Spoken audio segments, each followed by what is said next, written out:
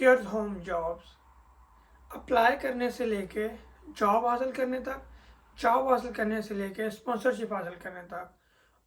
और इस जॉब के अंदर हमें करना क्या पड़ता है, अगर एजेंसी के ज़रिए काम करें तो किस तरह से काम होता है, अगर केयर होम में काम करें तो किस तरह से काम होता है, या अगर हॉस्पिटल में काम करें तो किस तरह से काम होता है।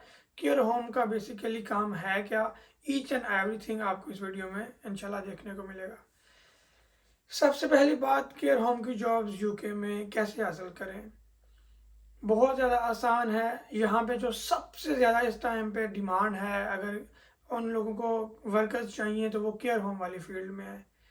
और इसीलिए इस फील्ड में वो वीज़ा भी प्रोवाइड कर रहे हैं। इसके अलावा आपको यहाँ पे वीज़ा मिलना बहुत ही मुश्किल है, अनलेस आप बहुत ही ज़्यादा स्किल्ड वर्कर हैं, आपके पास बहुत ज़्यादा एक्सपीरियंस है, या कोई हाईली अचीव्ड जो है वो आप पर्सन हैं, तो फिर जाके शायद आपको स्पॉन्सर वीज़ा मिल जाए।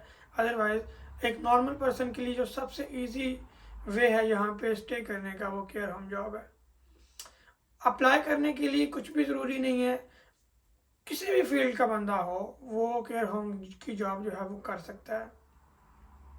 और केयर होम की जॉब करने के लिए आपको मैं सबसे पहले रिकमेंड करूँगा, एक सीवी बनानी पड़ती है। और सीवी में आ, आप डिफरेंट केयर होम में जाके विज़िट कर सकते हैं, उनको जमा करवा सकते हैं, और उनको कहें कि आप स्टूडेंट है और आप काम करना चाहते हैं, तो वो ओबियसली फिर वो आपको हायर कर लेते हैं।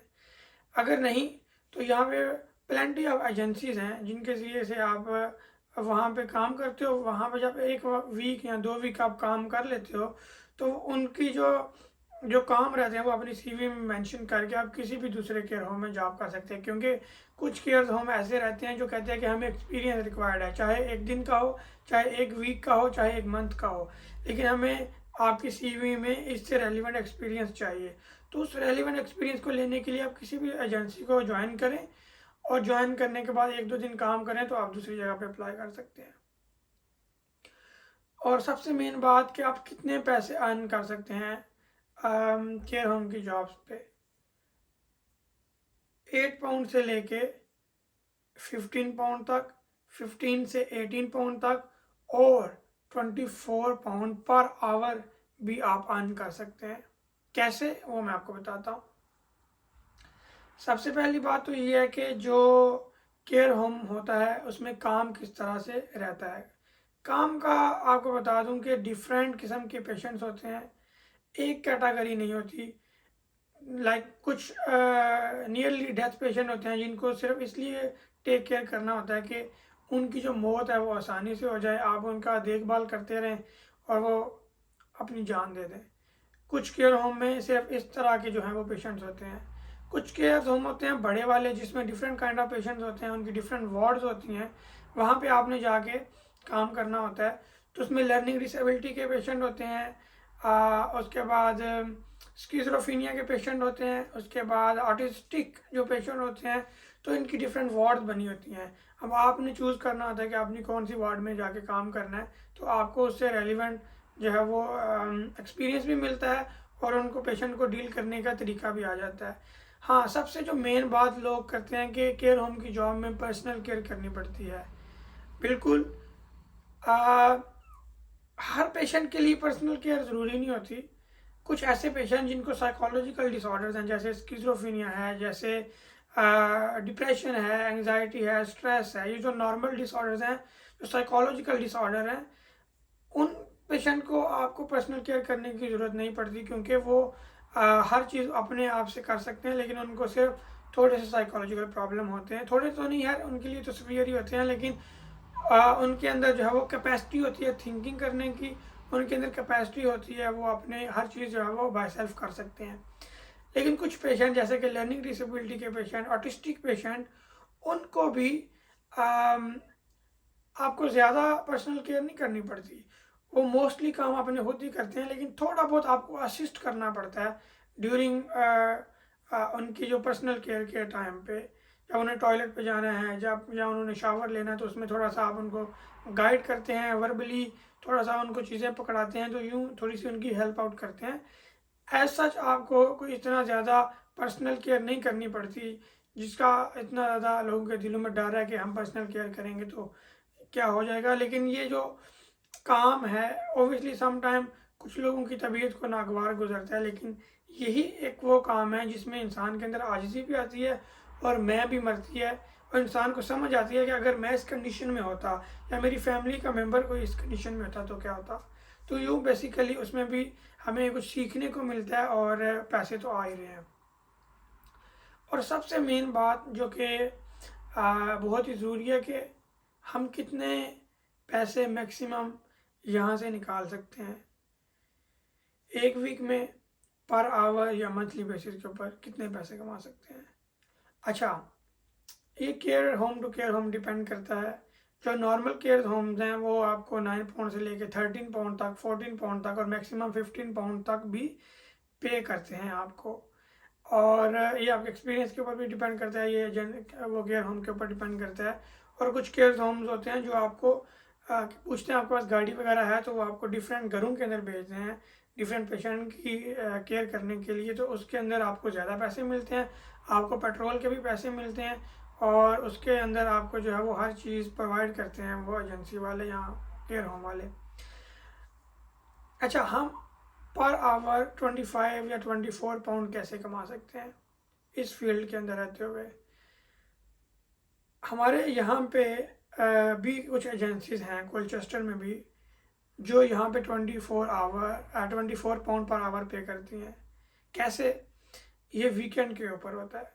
कुछ एजेंसीज ऐसी हैं, मेरे दोस्त बजाते खुद वहाँ पे काम करते हैं, सैटरडे को वो शायद आपको 15 to 18 पाउंड देंगे पर आवर के, संडे वाले दिन वो आपको 24 पाउंड पर आवर देते हैं। तो यूँ आप एक स्टूडेंट बंदा भी अगर वीकेंड पे काम करता है तो वो पर आवर 24 से 18 से 24 पाउंड तक वो है पर आवर के हिसाब से कमा सकता है। जब बैंक हॉलीडेज आते हैं जो कि पूरे मुल्क में छुट्टी होती है, उस दिन आपको डबल पे मिलती है। अगर आप नॉर्मली 13 पाउंड ले रहे हैं या 12 पाउंड ले रहे हैं तो डबल मिलेगा, 24 और 26 पाउंड मिलेंगे। और अगर आप 24 पाउंड ले रहे हैं तो शायद आपको 48 पाउंड मिले। तो यूँ भी आपको पैसे जो है वो ज़्यादा कमाने का मौका मिलता है, लेकिन ये हर रोज़ नहीं होता। ऑब्वियसली जो आपको मिलती हैं वो हॉलीडेज़, उसमें ही आप जो है वो इस तरह की डबल अर्निंग कर सकते हैं। तो बेसिकली जब आपके पास ये सारी चीज़ें आ जाती हैं, आपको एक्सपीरियंस आ जाता है, आप एक हर चीज़ में ओके होते हैं, आपकी परफॉर्मेंस जो है वो आपके मैनेजर्स हॉस्पिटल वाले देखते हैं, तो उसके बाद कुछ केयर होम होते हैं जिनके पास अथॉरिटी होती है, वो आपको वीज़ा स्पॉन्सर कर सकते हैं। लाइक वो जो एजेंसीज या वो जो केयर होम्स हैं उनके पास सर्टिफिकेट होता है स्पॉन्सर करने का।